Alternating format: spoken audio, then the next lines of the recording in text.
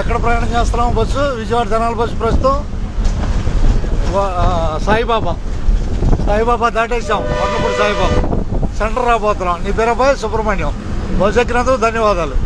ఇదేంటంటే నువ్వు మాట్లాడాలి. ఎందుకు మాట్లాడాలి చెప్పు?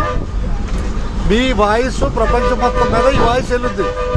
మీ వాయిస్ని మీరు టెస్ట్ చేసుకోవడానికి. అర్థమైనా? సుబ్రహ్మణ్యం ఏం చదువుతున్నావు? చదువు గట్టిగా, మాట గట్టిగా రావాలి.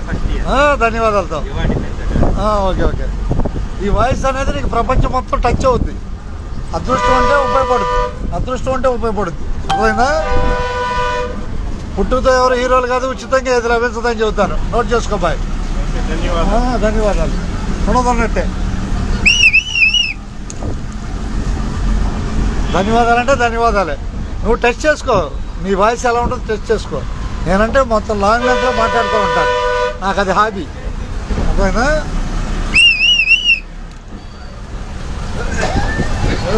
రోగలే ఎదోట్లు కూడా అటాకండి, దింపేద్దాం వాళ్ళ అటాకండి. ధన్యవాదాలు. హోటల్పూడిలో 2 సంవత్సరాలు ఉన్నా నేను. 97, 98 ఎక్కడ బాబాయ్ లేట్కి వచ్చావా? అడుగు.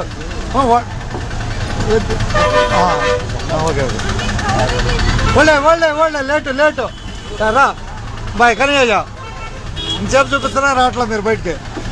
ఆగండి. ఓకే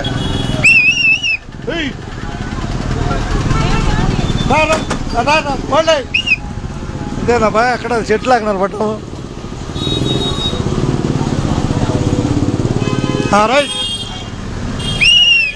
రైట్ అట్టాగా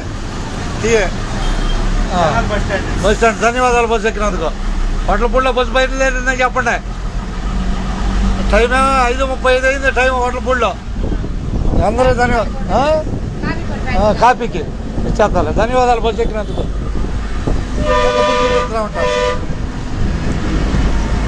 విజయవాడ జనాల ప్రయాణంలో రేవేంద్రపాడు రాబోతున్నాం.